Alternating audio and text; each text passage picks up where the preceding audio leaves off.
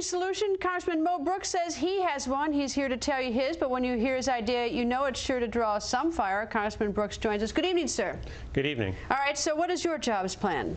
Well, you look at the Pew Hispanic Center study on the number of illegal aliens in America and how many jobs they have. They project that it's 7.4 million jobs, illegal aliens in America. Quick way to create jobs in America is to remove those illegal aliens from our communities. That frees up 7.4 million jobs that Americans can seek. All right, a couple quick questions. One is how are you going to get, I assume if you say we're going to get rid of 7.4 million illegal aliens, how are you going to do that? Well, by all means possible. It might be through the standard deportation process.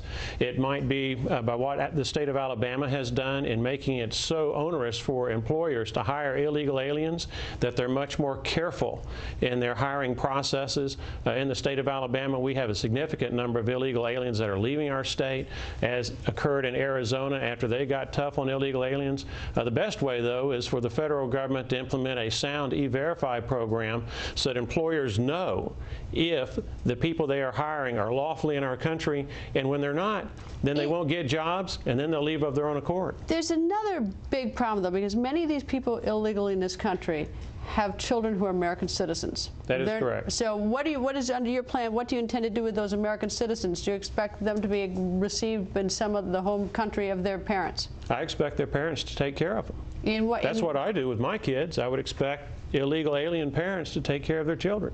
If it means that the kids go back home with them, then that's what happens. If it means that they're legal relatives in the United States of America who can take care of them, that's an option too. But I'm one of those old-fashioned guys who believes that it is the parents' responsibility to take care of the kids. That's not the government's responsibility. One of the dirty little secrets I think that people haven't looked at in terms of the people who are here illegally in this country are paying Social Security. Some are, right? You can see Some that? are. That is correct. But they don't collect it. That is correct. All right. So let's just at a purely numbers basis, is that if we were to evict 7.4 million people, as you suggest, we're going to have a lot of people who aren't paying for Social Security. So now we got more of a problem on our Social Security because we've been sort of hosing them, so to speak, on that Social Security. That is one small part of the overall tax subsidies that illegal aliens get in the United States of America. For example, I was just reading a study today, and one of the problems with all these studies is that so much of it is based on assumptions, so you have to penetrate the assumptions. But in this particular study, the estimate was a $99 billion tax shortfall. When you look at the taxes that are out because of illegal aliens and the money that comes in because of illegal aliens, a $99 billion shortfall at the local, state, and federal level combined because of illegal aliens, and us not just simply asking people to follow the law. Some business people who would prefer a path to citizenship or some sort of documented workers program, they say that they need that many of these jobs that illegal aliens are doing are jobs that American citizens don't want.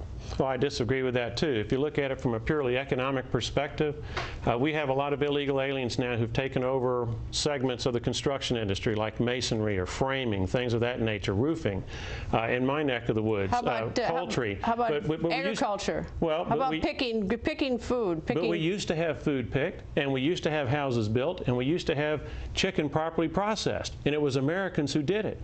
And if we're going to continue to utilize those goods, then what's going to happen is that the employers are going to have to elevate the wages in order to attract American workers to do those jobs.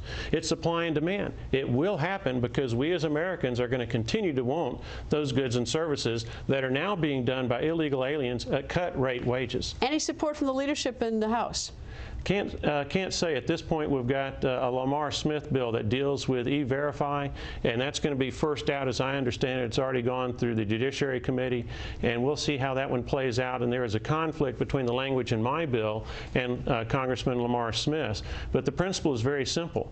Well, my bill deals with allowing states and local governments to assist the federal government with the illegal alien problem. And quite frankly, it's like with Arizona, with the state of Alabama and other states. We at the federal government level, we've been derelict in our duty. We should be sending these folks thank you notes, not lawsuits. Congressman, thank you. We'll be watching to see how far your bill gets. Thank you, sir. Thank you. Coming up, $250 million